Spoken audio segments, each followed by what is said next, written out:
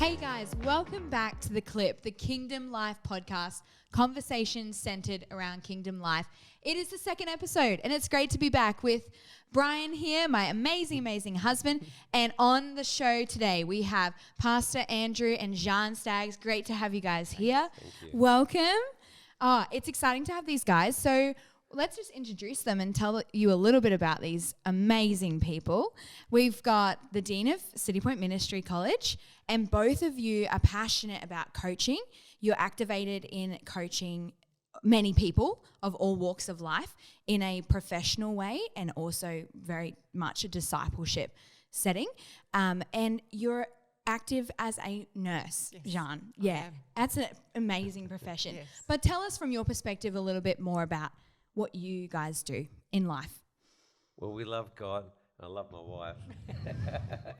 That's great. But we just love seeing people flourish and live the life they're meant to be living.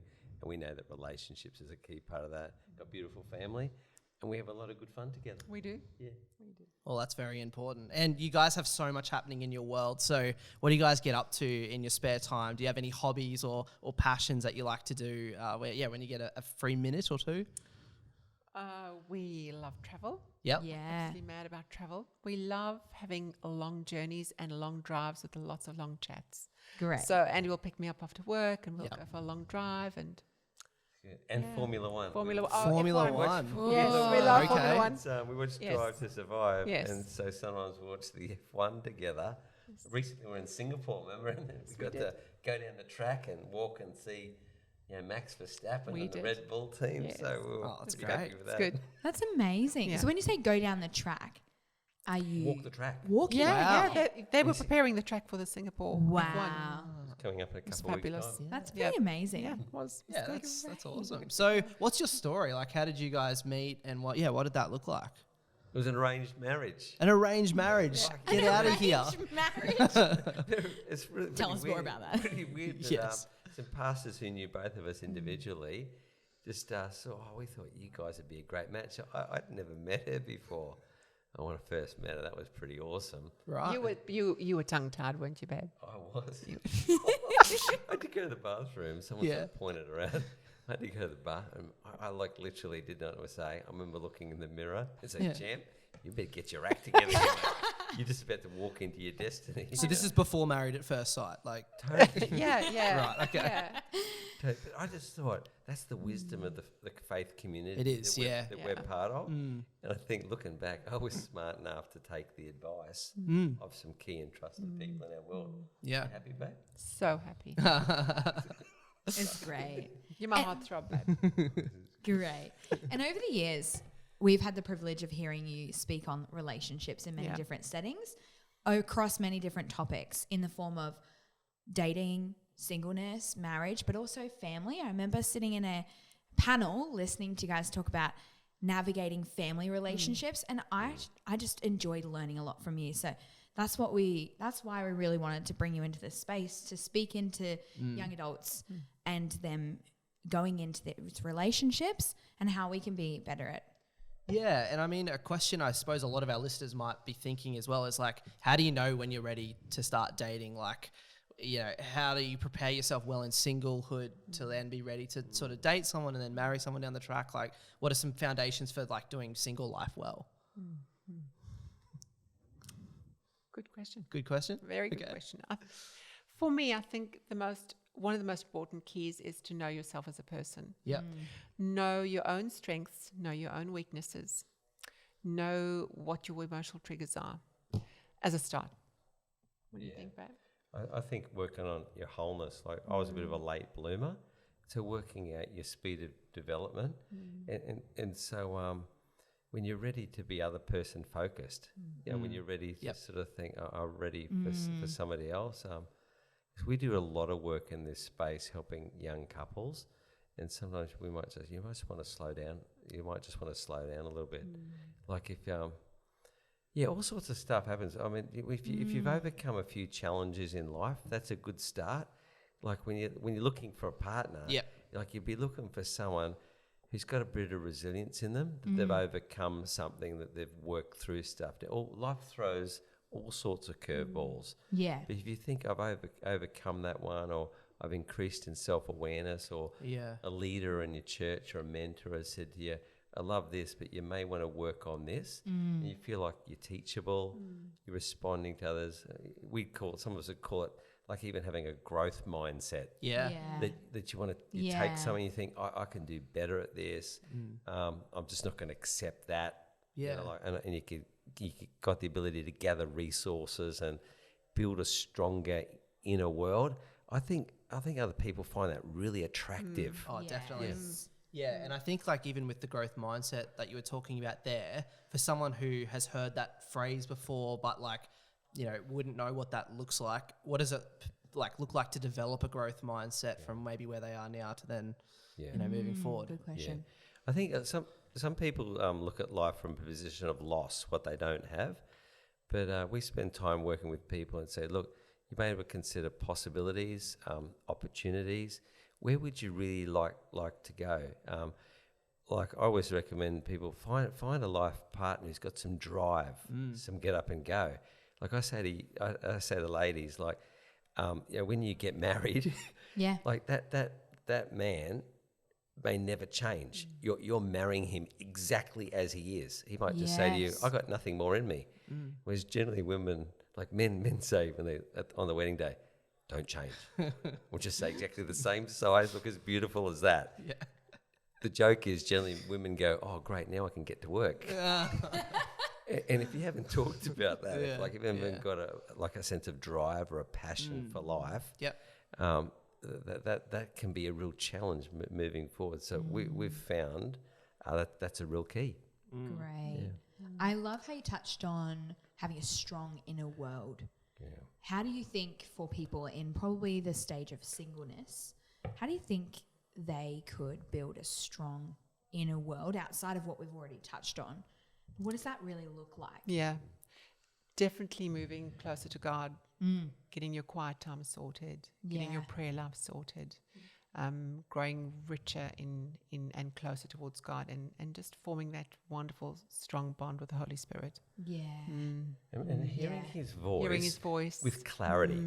Because when you're starting to build a life, you've got to work out your values and your convictions, what you're going to stand for. Often, if you're a young adult, you just borrow whatever mum and dad gave you, and then you sort of got to own it for yourself. I know a lot of people, young adults, they decide, I'm going to make my own decision to follow Jesus Christ and make Him Lord. See, that's my journey. And I sort of built that, and then I needed a decision-making framework based on values. And I come to realise that God's, there are many ways, but God's way is the perfect or the best way. Exactly. So I could improve the quality of my decision-making, because when you're a young adult especially, or you're single, there's a lot of decisions you need to make. So many. And so a lot of that, I think you need a decision-making system, so hearing God's voice with clarity, and with that then building habits of overcoming. Like I'm a real believer that you've got to learn how to approach life. God's got a vision for us to live a life of hope, a life of flourishing, and I say to people, do you think you're living your life in full stride? You've got your head up, and I can see it in young guys. They're sort of stooped down, they're lacking in confidence, and in some way, and God's the best development partner because He made us.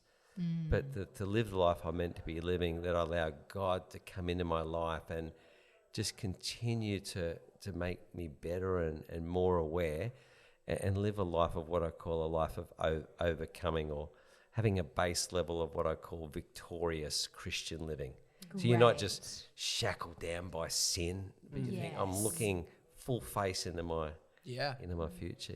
And then even to that, like if you're single and maybe you are struggling maybe with confidence or some other things like that, how would you go potentially about like learning from a mentor, or even going up to someone that could help you with that? Like, because would you say a mentor is pretty important if you're... Definitely. And also to pray about which is the right mentor for you. Not every mentor is the right fit for a person. That's right. And so to get that very right person in who can come alongside you and pray with you and knows your inner strengths, knows your weaknesses, and able to call you out, if they see something wrong. And so you have to have trust in that person Very important to find the right mentor And for it's yourself. often only for a season. Yeah. And often, like one person doesn't have all the things you're looking for. So I encourage people, don't even say, will you be my mentor? I'd say, can we just hang out for a while? And then grow. then you Build a don't relationship. then you don't have to dump them later on because Yeah. it's a funky chat. And then there are key mentors, like some people are good with money, some people are good with relationships, some people are good at overcoming difficult issues. So they're not going to be mentors for life, but they're going to be fellow travelers along a road. They'll take an off ramp, you'll keep going, you'll pick up other people coming. So but mentors and wisdom, I always say to younger people, have a broad social circle. Yeah. Like I was kind of very skillful socially in some areas, but clunky. Family of 4 boys, no girls. So I had this ability to attract girls, which is great. I felt like I had a whole heap of sisters. I didn't realise they started to like me. So I was totally oblivious to that, and realised that people were fighting. So I had to learn the dynamics of young women and their expectations, and I thought, oh, gee, that's all a bit funky. But I learned it in a big. So hang on, safe are you saying the family birds circle. were flocking to you? Is that what? We need to move on right Oh now. yeah, okay. Sorry, keep it going. But I just realised, because I realised looking back now, like when you know who you are in God, Yes. and you're confident, you focus on the future, and I was training to be an accountant, I'm really looking back now, that's a pretty good catch. I was totally oblivious. Stable. I was totally oblivious to that. Well, at least got a good cash flow coming in the future. But I realised too, like I was attending like a youth group at the time, and we were praying, and I would just pray with passion. I kind of realised chicks love that kind of stuff, because they're looking for confidence. They are. looking- Yeah. They It's do. true. They do. Yeah. They're looking for integrity. They're looking for Yes. confidence. They're looking for honesty. They're looking for self-sacrifice and love. Yeah. Those are the things Absolutely. that. Can you repeat those? Because they were Yep. really good. Yeah. Yeah. Yeah. Sure. Yeah. Integrity, Yep. honesty, confidence, self-sacrifice, and love. Yeah. That's great. Yeah. But not a cocky confidence. No, like we not call a, it not a a, not a confidence. Godfidence. And Yeah. it's knowing who you are It's in different. Christ, Yeah. isn't Yeah. it? Yeah. Yeah. It's different from arrogance, which is probably what is the opposite and not godly trait Exactly. of confidence. Yeah. But I found after maturing a little bit in my older teenage years, I could quickly pinpoint what is confidence and what is arrogance. Yes. Because confidence is always in Christ, in the kingdom, knowing yourself in God. That's right. And knowing God well. Whereas arrogance is knowing yourself well and wanting everyone to know you. And going in your own strength. Yeah. That's a good one. Yeah. But integrity, I like how you Yeah. brought up integrity. Yeah. Because maybe something that we don't get to see a lot in this world, integrity and authenticity. And it's really important in your future partner Yeah. or somebody you're going to enter into dating with, that you So can true. see that authenticity. Because doesn't it just create the best conversations Yes. with that other person to be able to talk about absolutely anything when you're both authentically yourself Absolutely. But in God. In God, but also when you are, it's good to have that safe space to be authentic. You know, in a Exactly. relationship. That's That right. you know that's your safe space. You can have your integrity, you can have your authenticity, and know it's a safe space to display those things. Right. And so you can be accountable Takes in that time, space. though, like It does take like time you're to build 18, that. 19, 20, you're growing, you're learning stuff. Yeah. You're trying to make decisions about money, study, your career, finances, where you're going to live. You do need a good social support network for advice. Like every bloke's going to need to find a panel beater for a car. I say to guys, get yourself a good mechanic. Yeah. You've Save got you to so much. save yourself Oh, yeah. some money. Yeah. If you want Yeah. to save some money, stay in someone's house cheap, or stay at home as long as you can. Yeah. If there's any parents listening out here, I'm sorry, they're never leaving home because I'm giving them good financial advice. But learning how to save money and like impulse control, delayed gratification. These are things I'd be saying to young ladies. Look for this in a man. You want someone who can harness their energies and their strengths and start to use their power for the benefit of other people and not for themselves. Yeah. That's a bit of a maturity index for me. Yeah, Jeanne, do you want to give it maybe an example of somewhere where Andrew's displayed that delayed gratification, or even in your relationship there's been some sort of delayed Impulse control? impulse control, delayed gratification, where you've had to make a sacrifice in the short term, but obviously in the longer term, like it's paid off, or maybe you're still in the process of something like that now. Well, I'll give you this example. When we were first married, I'm not sure if it speaks to delayed gratification, but just in terms of wisdom with finance, babe, we had people live downstairs with us as another source of income. And so, while it wasn't the ideal setup for us, for me at the time, it really put us in great stead for finances and for financial control and financial wisdom in that sense. So there was while I would have loved us to be together on our own, that just has been an awesome thing to set us up for success financially. So in a sense, that is a small look at sort of delayed gratification in that sense. But if I can honestly say, Andy, you've got a lot of wisdom when it comes to finances. And that's one thing I really feel so safe and so secure in our relationship. It's been wonderful. Thanks for that. Okay. Yeah. And if I've not verbalized it, I'm saying it now. We're having a moment right now. Yeah.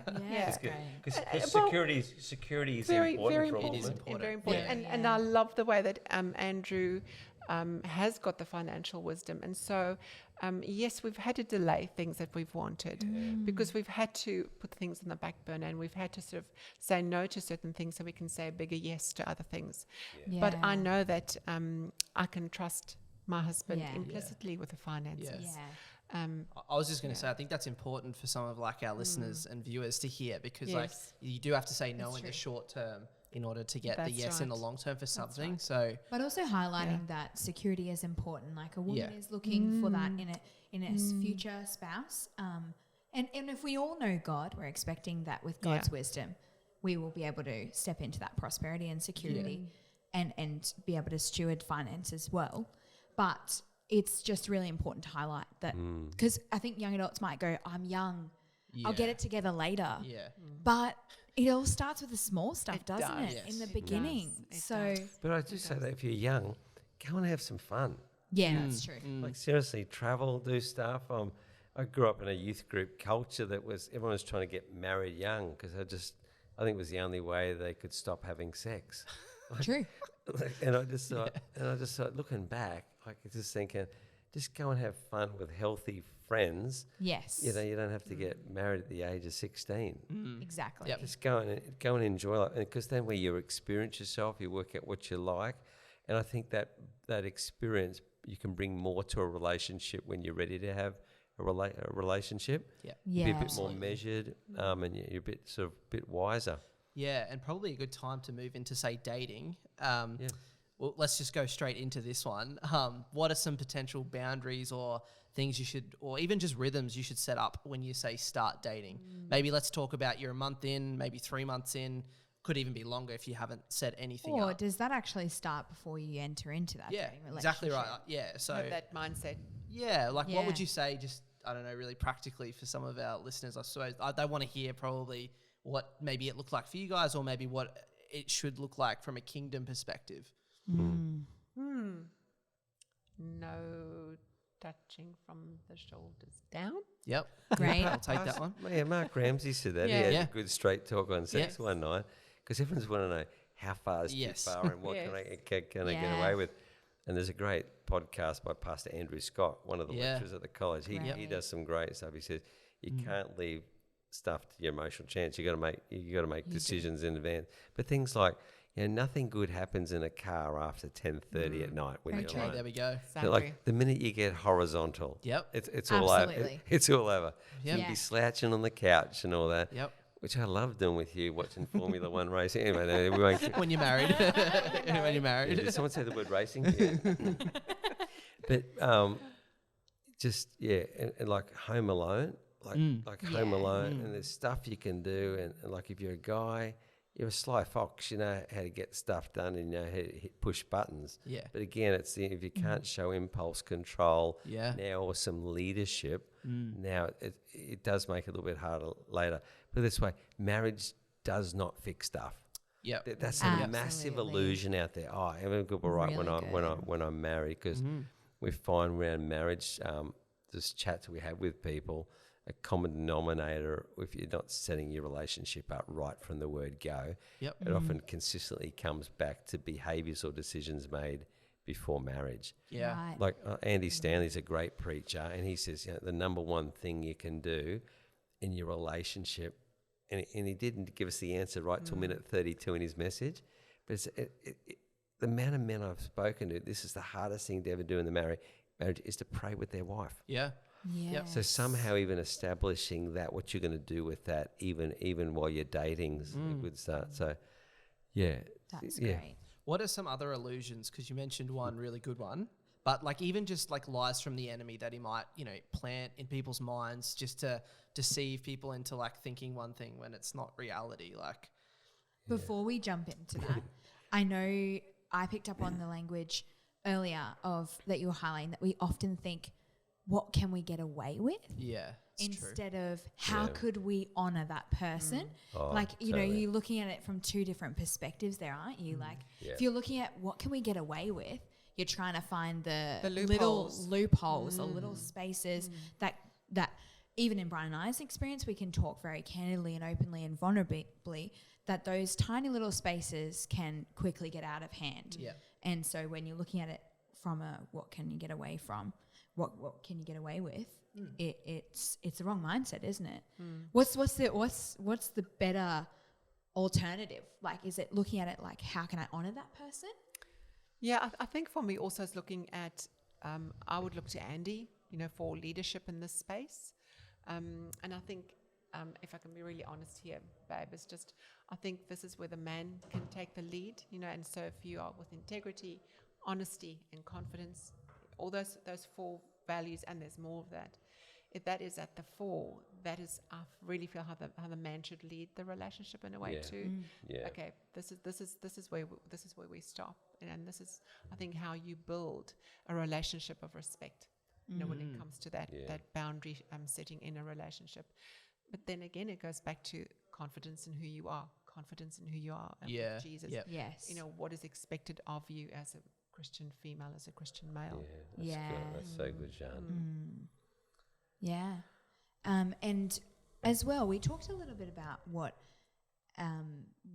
guys, what we need in a relationship, so security or what we're looking for. But what do men need? Like. Come on, talk to us, We'll Sandy. let you. Oh. We'll let Yes. you Don't tell talk to us, us. and then we Don't- can say what we've learnt as well. Don't go. Make me go on the record as being shallow. All right, shallow. Just If you making up take Willard Hartley, the top 5 needs of a man, believe it or not, are not the top 5 needs of a woman. No. So we're in That's trouble. We're in correct. trouble from the word go. But number 1 for a bloke is an attractive spouse. Yep. Yeah. We are visually orientated believing. So just shoot me now, okay? but that's important for a man. Recreational companionships up there. Got to be able to do something and fun together. I like that one. So I Recreational know companionship. some wives who've learned how to drink beer, Okay. craft beer, because Yep. that's just important to their bloke, which means they're not off down the pub with their mates and Yeah. things True. like that. Yeah. Wow. Really crazy kind of stuff. Or enjoy EPL football. Yes, I was going to say enjoy sport. Or some sort of sport. And Yeah. so Not just endure it, but enjoy I've it. worked out a way to help Jeanne kind of enjoy that. But I've had guys come in and say, "Can you get Jeanne to talk to my wife? Like, you guys have got this stuff worked out." I said, "You got to get it sorted out before you marry." Yeah, it's true. But and the other one is domestic support when you're moving towards Yes. marriage. Like that's important for me. That may seem old school, but that's what the surveys the surveys say. And then some sort of emotional connection around conversation. Yeah. They're really good So ones. there's a bit of a start, but Yeah. And these Yeah. are statistically proven, right? oh yeah, Like Well, yeah. people. Like we telling- might talk about some resources later on, but anything by the Gary Chapman or Willard Hartley, Yep. The Gottman Gottman Institute. Institute is th- very these good. guys have got stuff that's all statistically verifiable. Okay. Cool. You might be the exception to the rule if you're a man who you don't No, want, I want would an agree with attractive all that, spouse so. or attractive I was just going to girlfriend. say Exhibit A earlier, but I was like, Thanks, babe. It's good. I'll You've come in done with well, that Brian. now. But Yeah. it's important too because we find ourselves in marriage having conversations around our accountability, around our physical health, because it's actually really important. It is, yeah. I think there is a pattern we see in the world where people get married and get comfortable and just let go. But it's not helpful in a marriage. It's not great. And yes, we have amazing emotional connection, spiritual connection, but I have to acknowledge that for Brian, and for me, it's important to have physical attraction. Yeah, definitely. And so we talk about that all the time. Yeah. And in loving ways, obviously, Yes. but like, and joking. We joke about it as well. Yeah. Which is great. He's been encouraging me. Actually, our viewers may not know, but like, we're expecting a baby in December. We but are. he's been encouraging me the whole time about how I've been going with like keeping myself well, and it's just so, it's lovely. Like, so we're also encouraging each other more so than pulling each other up, but it's really important that for men. It is. Yeah. I was going to say, in dating, how important is it to have people you're accountable to or speaking into your dating great relationship? Yeah. And that's why it's so good to have a church community Yep. that are there at your side, allowing them to be able to speak into your life, to be accountable to them, to call you out. You know, it is essential in any dating relationship. Some people don't see that as necessary though. So you've got to find your own lane. Like I have over the years some young guys come and say, Pastor A, could I just be accountable about something? And they ask me some tough questions, and I find that extremely honourable. I really rate that in a young guy. If he wants to come and say, can you ask me questions about this? Because I'm thinking he obviously must really love the woman that he's dating, who's soon to be called their fiance. Yeah. Like that is courageous stuff. To let it to be actively open to accountability. In a relationship. And I'd say if you've had a couple of dodgy relationships in the past, you may want to consider finding a trusted man or woman of God or a leader just to run in and say, can we have dinner with you, or can we take you out for dinner or something like that? Like to invest well in a relationship that's going to last you 60, 70 years. Yeah. It's like some people do more preparation to buy a house than they do on 60, 70 years of marriage. Yeah. So this That's podcast probably a little bit countercultural. Yes. Yeah. But seriously, if you want to go the distance, like these are things you're going to look in 10 years' time and go, gee, I'm glad I did that. Yeah. I'm glad I took that piece of advice. Not like, oh, I should have been at that piece of property. Yeah. I should have saved money for that. I should have kept that car, Yeah. The woulda, coulda, shoulda gang. Yeah. That's right. But I think if we come back to what we spoke about earlier and you have a growth mindset, all of these things will come more naturally than if you're like settling or complacent or just like happy to cruise a little bit in that area. Because you can cruise in different areas of life, but in a relationship, whether you're dating, married, or even if you're just still figuring yourself out, or you're like singling well, like you don't want to get complacent or just settle. So that a lot of mindset. people drift and a lot of people settle. But I say to blokes, like, women are experts in relationships. Yeah. They if you're smart, they will tell you what needs to be done. Yeah. If you ask them. if you ask them nicely, you may not want to know the answer, but they often, like, they're the gardeners of a relationship, the nurturers, That's the a real cultivators. wrap for us, isn't it? I'm seriously, I say to guys, if you're really bold, ask your wife. And so we sort of every now and again go through these 4 questions and 5 questions. But one of them that the bloke can ask a woman is, if there's one thing, I don't even want to say it. Come on. I don't want to, like, it's a tough question. Let's do it. Babe, if there's one thing we could change in our marriage, what would it be? Yeah. You don't preface it with, I know this is a stupid question to ask because I know you're going to say nothing, but if there's one thing that we could change in a marriage or relationship, what would it be? Such a Great good question. And then just smile Yeah. and just wait for the answer. How often should you ask that And question? yes, and you have that chat when your tummies are full. Yeah. And you've made a date to have that Oh, That's yeah. conversation. Oh, totally. Yes. In the right Yes, environment. In the right environment. Not after an argument. Nope. Yeah. In a safe environment. Or disagree. Like sometimes we'll probably talk about conflict management in a moment, but like even setting a time, if you know there's going to be a difficult chat, you want to set the other person up for a win. To say, hey, this is really important to me. Can we work at time? When's a good time for us to sit down when our tummies are full and sort of our basic needs are met? Yeah, and then great. we just have a good open chat. You might think it might be a little bit robust along the way, but I love you so much. But I think this is important for us. I think Yeah. I've got an insight which may help us. Great. We talk like that and you go, okay. 8:30 Thursday night. But do will you be always walk fine. away from those conversations feeling like, wow, I know, I'm excited about moving forward into this. I do I'm now. excited to learn. I do now. Oh, it takes practice. It's not That's easy. true. It's the first was interesting. We've worked on it. We've really had to work hard on it. Wow. And the Yeah. one thing that I really have had to realize is that Andy always looks at me through those love-tinted eyes. Yeah. You know, he has my very best interests at heart. And that's sometimes very hard to remember when you are in a very tough chat. Yes. But you have to remember, and I have to say, nearly every time when I have come with a sore heart and I've got something that's really bugging me because I have thought that this is how he's interpreted, or this is an argument that we're about to have, and I'm thinking, this is never going to sort itself. Do you know, every single time when we've taken the trouble to have a good chat, to have that tough chat, it's always worked out well. Every time I say, God, is this ever going to work out? I don't know if I've told you this, but it does work out every single time, and better than I've anticipated, because we've taken the time. And you know, we even pray before we have an argument, not an argument, but a tough chat. We pray, so Holy Spirit, you come into this conversation. Great. Yeah. Wow. We've got some good tools. We do. do. We've looked We in do. books, we've asked advice from mentors. Yeah. Like we've got like a marriage counsellor on speed dial. You've got to have someone in advance, you know, you're going to call. Great. That's So I great. think we've rung Glenn twice. Yeah. Because he said in our pre-marriage coach, he says, I reckon this are the two areas you're going to have a bit of trouble with. So we're getting both on loudspeaker. right. So, hey, Glenn, Andrew and Jeanne, here you go. This is good. And then we just talk it through. Yeah. And there's great accountability with that, to have an external party who can just help, just bring clarity or a bit of perspective sometimes. Yeah, amazing. Great. Amazing. So while we're here, let's dive into conflict. Conflict Yes. in dating, in marriage.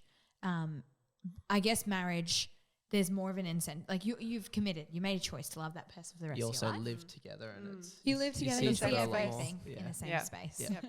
So let's, talk about good and bad examples. Or how do we do that well? How do we honour the other person in these spaces when we experience conflict? You've touched on a little bit about prefacing a hard conversation, allowing the Holy Spirit to come into that hard conversation. I know, for example, some people realize in marriage that they deal with conflict differently. And I think we've all had experiences of this. Yes. Yes. For example, one person wants to have their space and the other person wants to talk about it straight away. So what do you do? It's a great question. Whenever I say to Andy, we need to have a chat, he says, great, can't wait. Because I use humour, but then I say, okay, that's my... Yeah. I've got some things I say which are funny because I try and lighten it up, Yeah. and then I communicate, this is very important to That's, you. I was going to say, this is what he always says, babe, I know it's important to you. And do you know what? I feel so respected when he says that, because I feel validated, I feel worthy, I feel important, and what I have to say is important. And reciprocally, I try and do the same, that whatever he has to say, even though I don't understand it, even though it doesn't make any sense, because I can see him, I know him, if something's hurting him, I have to take notice of what he's saying. So I have to sort of turn myself inside out, put myself in his shoes to be able to understand where Andy's coming from. Great. Because in that way, we both win. Exactly. Why wouldn't you want to do it that way? Yeah. Exactly. Sometimes that takes a little bit longer before one of us feels like we're winning, but it's good. Like we give each other a good hearing, and in That's some really tough times, we really we regulate our emotions. We find emotions are escalating. Often we say, look, we're a bit emotionally committed now. Let's pick a time when we're both That's more great. settled. Or sometimes I'll have to say, look, it's getting a bit intense for me. I just need to just calm down. Can you give me 10 minutes or 20 minutes? I'm going to go outside, go for a walk, I'm going to pray, and then I'm going to come back. That's We always great. say to people, always give a time limit. Yep. You never leave the house and a half, and never go overnight somewhere. Like you let the other person's hanging, so you got to be respectful. Set yourself a time limit, or set yourself a different time. For these are the really, really big things. But we find giving each other good hearing, and sometimes if I felt I haven't been heard, I'll say this: do you mind just giving a summary back to me? Yeah. And I'll let you know whether I think I've communicated to you in a way that I think you've captured the essence of what's That's going on great. in my Very fuzzy head right now. That's By great. clarifying, that's a good start, and that just slows down. Sometimes too, if it gets intense, like I might have some emotional grenades I'm ready to throw in, being real honest. Yeah. Well, And then we can Jeanne all will resonate say this most diffusing 2 words, which is, Andy, this is a code blue. Yeah. Like that's a medical term. If that goes off in a hospital, that's an emergency. All hands on deck. Something's going to happen. So that's when one of us, that's the language we've developed. When one of us is just feeling like we're not being heard, or we're just so out of sorts. Yeah, or you're just so locked up that you actually can't talk. Communicate. Yeah, can't Yes. communicate. It's a code blue, and that's when I've just got to usually, best thing I can do is just go and hold Jeanne. Give a hold. Yeah. Often that's the thing you think the spouse looks like a porcupine. The last thing they want to do is the last thing often that a man thinks a woman needs is the very first thing they need. Just come and hug and hold me. Brian's Just hold really me. good at knowing It's that just- too. It's just, I just need you right now. Yeah. Hey, is this getting a bit intense? But hopefully it's No, this helpful. is Hopefully really this is good. This is the helpful. sort of practicality we actually Really, wanted. yeah. So Told this me. is, yeah. The other thing that's really important for both of us, we're very equally sensitive to tone. So we Yes. really try and modulate our tone, and we try not to raise our voices. So those are 2 things that we try and do. When we That's move to really good. resolution quickly, like even like in our decision making, one of Willard Hartley's 10 principles of a great relationship is number 7. It's like enthusiastic agreement. Yeah. We never make something unless we're both for it. So that way there's no blame or no excuse. Oh, you made that decision. So we will delay a big decision until we both look at each other. And so I think we've never actually, since we've implemented this principle, I don't think we've ever said, that's your fault. Yeah, that's And so it takes blame out. That's And great. with Good, that, that's really good. Yeah. the word whatever is banned from our house. Oh, whatever. I just find that so dismissive. And I was able to say to Jeanne, I just that word triggers something in me. I feel it's dismissive. It's very disrespectful, and so we've banned That's that. great. We've banned that word from our home Yeah. because it breaches the principle of enthusiastic agreement. That's and great. respect. Yeah. Yeah. And being respectful of each Yeah. other. Yeah. And also the other thing is you need to allow somebody to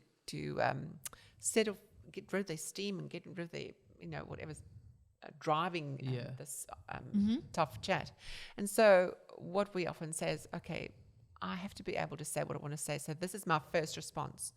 But not my final not answer. my final answer. So this is That's how I'm going to great. respond, and it might not sound, it's not going to come out right, might sound really awful, but you say really good You tone. preface it. You Yes. preface it. This is not what I really, it's what the end result will look better, okay? It's not, It's a work in progress. work in that progress. It's really yeah. good for us, Yeah. hasn't it? Yeah. Oh, it's great. So I'm quite an emotional person. Yeah. And I sort of grew up in a home where emotionality always turned out bad. Yeah. Okay. So I had to work at my own level. I got to be able to have a say. Yeah. So we give each other a say. And then at the end, when I'm all sort of wound out, I go, I think I'm done now. Thanks for listening. And I'll make a humorous thing about it. Yeah. And then humour's back into the Yeah. conversation.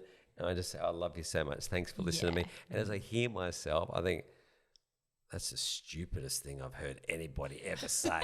So Jeanne gives me the safe place to have a say and just to let rip. Because I thought, That's if great. I married a life partner, I should have a safe place where I can vent safely. Yeah. Right? Definitely. Yeah. And I love her Yeah. for that. Okay. Yeah. Yeah. And I think too, for us, it's definitely embracing a space for humor, because Yeah. humor and love, because if you were just dry and stale the whole time through, Yeah. or just trying to communicate what is necessary, you don't get to that place where you just soften up and get to enjoy Yeah. where this conversation ends up taking you, Yeah, which that's is right. into a greater place, because addressing those disagreements and things should always be taking you to a better place eventually. exactly. But sometimes it takes time Yeah. Definitely. and a lot of authenticity. Yeah. Yeah. And I think what I picked out was that the language that you guys use in a marriage or relationship is really important as well, like the us and the we, and that you're not doing it. It's not my decision and not yours, or the whatever. Finger pointing. Yeah, because I think if young adults can take that out, that you're not just doing things in silo, that you're doing things together. When you're in a relationship, that's a pretty important principle. And that I think comes from always having eyes for the other person. Yeah, That's right. yeah. You're always trying to honor them and serve them, and it's not about you. And that's actually a really hard thing, isn't it? Like in relationships. That's very much counter the world. Yeah. The world's always looking at relationships going, what can I get out of it? Yeah. Versus how can I add value to that person? It's all about unity, Yes. being one, Yep. becoming that one person. And sometimes you actually got to fight for unity. Yeah, you do. Yeah. I love the wrestle. That's great. So walking away today, maybe one thing you want young adults to grab a hold of for relationships to take practically from today? I mean, there's plenty that they've already grabbed a hold of, but what's your advice to them moving forward in relationships from here? Be the best version of yourself. Just keep working on yourself. That's really good. The more holy you are, the more strength you'll be able to give into a relationship. And you're just going to create this nurturing, loving relationship. Like Amazing. try and get as much of your stuff sorted out before you get married. Great. Do full disclosure Yep. before you pop the question. Yeah. Awesome. Yeah. Great. I gave you 3. I just Yeah, I couldn't knew No, that help was myself. the pastor's response. Totally fine. You know what? I've come to realize that the deeper you go with God, the better you are as a person. Yeah, absolutely. Because He really wants to shape us and form us. And for me, that is the most ultimately important thing in any relationship. Absolutely. Whether you're single, in a relationship, or whether you're married. That's really good. That's great. It's been amazing to have you guys speak into this. Thank and I know you. so many young adults listening to this are just going to be so blessed. So thank you so much, guys, for being a part of this. And we can't wait to hear all the comments from you guys on what you've been learning today about relationships, singleness, dating and marriage. It's for absolutely anyone tuning in today. Yes. So we hope you're walking away with some real practicals. Thank you so much, guys. That wraps it up for this episode. We'll see you next time. See you next time.